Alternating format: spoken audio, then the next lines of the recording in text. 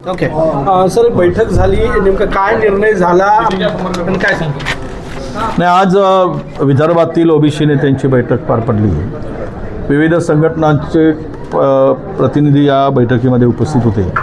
अमरावतीपासून तर यवतमाळ सगळ्या विदर्भातून लोक आली आणि यामध्ये आता आम्ही महाराष्ट्राच्या विविध विभागामध्ये ओबीसी नेत्यांच्या बैठका आणि भेटी घेणार आहोत आणि यातून एक महाराष्ट्रव्यापी मोठं आंदोलन उभं करायचा आमचा निर्णय याच्या समितीमध्ये झालेला आहे.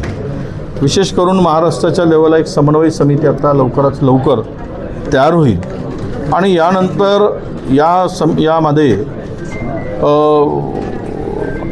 या सगळ्या बैठकीमध्ये आज जो निर्णय झाला आहे की जे जनगणनेचं काम हाती घेतलं आहे केंद्र सरकारने आणि त्यामध्ये पहिल्या टप्प्यामध्ये ओबीसीचा स्वतंत्र कालम अजिबात नाही. खुद्द राजनाथ सिंगजींनी आणि पंतप्रधान मोदींनी सांगितल्यानंतरसुद्धा तो कालम त्या ठिकाणी येऊ नये आणि ओबीसीची स्वतंत्र जनगणनेसाठी किंवा होऊ नये आणि ओबीसीची संख्याच ठरवता कामा नये यामागचं षडयंत्र सरकारचं आहे. ते हाणून पाडण्याचा निर्णय या बैठकीमध्ये झाला आणि म्हणून यासाठी काय करायला पाहिजेत तर आम्ही ओबीसीच्या जनगणनेसाठी एक कार्यक्रम आम्ही तयार केलेला आहे. या कार्यक्रमामध्ये पहिल्यांदा तर आम्ही समन्वय समित्या करू 8 दिवसाच्या आतमध्ये. यानंतर एक यात्रा आम्ही काढतो या विदर्भातील 11 जिल्ह्यामध्ये जवळपास 1000 किलोमीटरची यात्रा. त्या मंडल यात्रा असं जरी नाव असलं ना, मंडल यात्रा, मंडल दिनाच्या निमित्तानं ही यात्रेची करतो. तो ऑगस्टमध्ये ही यात्रा निघेल. त्याचा कार्यक्रम आम्ही आता ठरवून घेणार आहोत. जी समन्वय समिती आहे ती ठरेल. त्यानंतर या यात्रेचा समारोप हे अधिवेशनामध्ये होईल. एक मोठं अधिवेशन ओबीसीचं विदर्भामध्ये आम्ही करणार आहोत आणि त्या अधिवेशनामध्ये सांगता त्या मेची होईल आणि आम्ही जनजागृतीचं काम या यात्रेच्या निमित्तानं ओबीसीच्या विविध प्रश्नाला घेऊन, विविध त्यांचे ओबीसीचे प्रश्न घेऊन, समस्या घेऊन, जागृती करून अधिवेशन करू.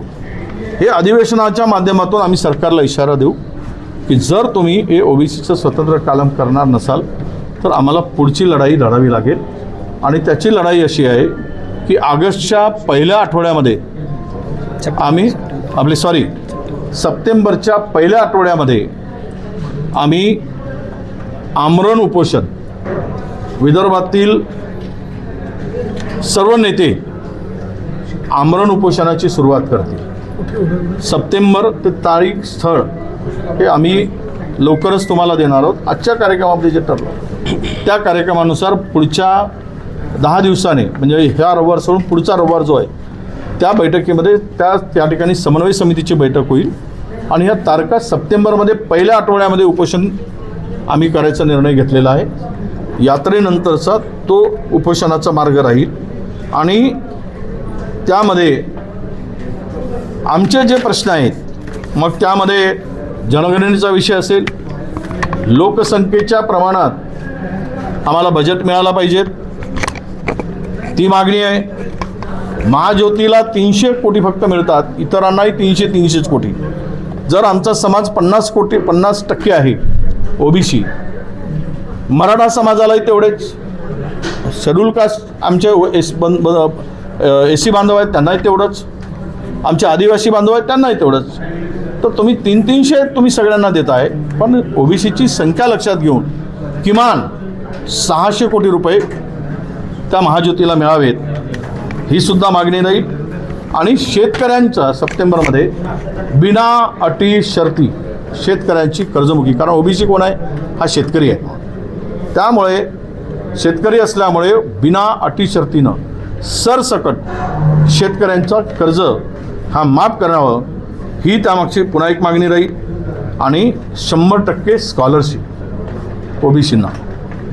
हे 5 मागण्या मुख्यत्वे घेऊन या आमरण उपोषणाची सुरुवात सप्टेंबरच्या पहिल्या आठवड्यात आम्ही करू.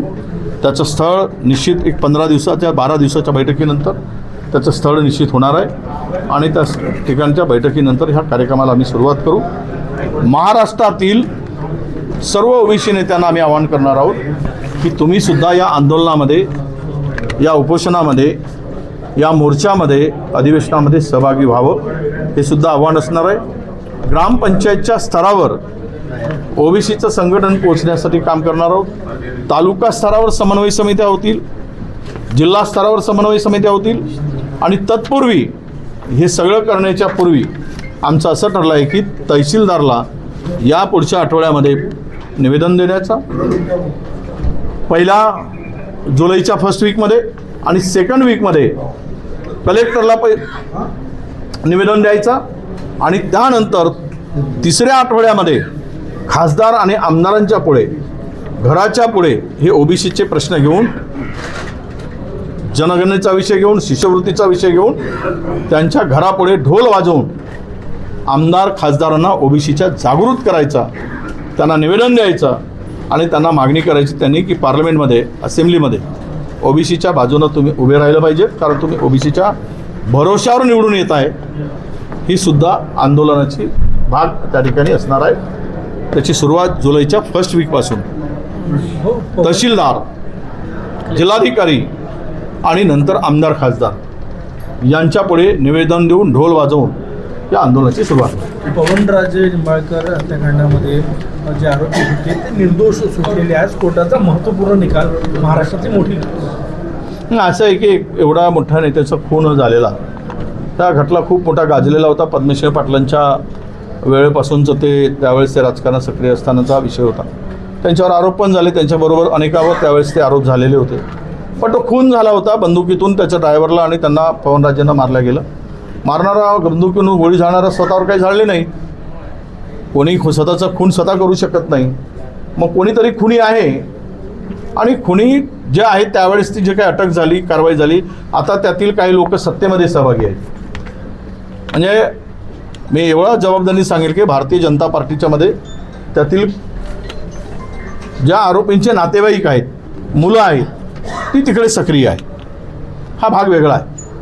पण इतका मोठा, ही मोठी घटना त्यावेळची महाराष्ट्र हादरून टाकणारी घटना घडली होती 20 वर्षापूर्वी आणि त्यातले आरोपी बंदुकीतून खुलेआम जीव घेतात एका नेत्याचा, ड्रायव्हरचा, आणि आरोपी सुटतात निर्दोष. यावरून न्याय कुठे मिळेल हीच खरी आता लोकांना वाटतं की आता न्याय कुठे मागावं, न्यायाची अपेक्षा कुठे करावी. जर न्यायालयात न्याय मिळत नसेल तर न्यायालय न्याय देऊ शकत नसेल तर कुणाच्या दरवाजा जाऊन आता न्याय मागावा. तर मला वाटतं की आता न्यायालय सोडून जे सत्तेमध्ये बसले आहेत, खून झाला तरी त्यांच्या दरवाजात जावं आणि खुन्याला फाशी द्या म्हणून न्याय मागावा. न्यायालयात जाऊन काही उपयोग होईल, खून करणाऱ्यांना फाशी चढेल असं मला आता वाटत नाही. सध्या पक्षफोडी जे सुरू आहेत ते राज ठाकरेंनी असं म्हटलं आहे त्यासाठी तयारी केली जाते, त्यासाठी हे पक्ष फोडले जातात असंही राज ठाकरे. मी सकाळी पण सांगितलं, 1 नेशन 1 इलेक्शन 1 पार्टी. उत्तर कोरिया वाटचाल सुरू झाली. उत्तर कोरियाप्रमाणे 567 जागा जिंकून टाकल्या, जेवढ्या होत्या तेवढ्या. आता आपल्याकडे जर उद्या 700 झाले तर 700 जिंकतील, त्याची तयारी आहे आणि उत्तम आहे. देशातील लोकशाहीमुळे फायदा होत नाही आहे, हुकुमशाहीमुळे जर फायदा होत आहे असं जर आमच्या सत्तेतील लोकांना वाटत असेल तर त्याची त्यांनी तयारी सुरू केली आहे. त्यांना शुभेच्छा. थँक्यू.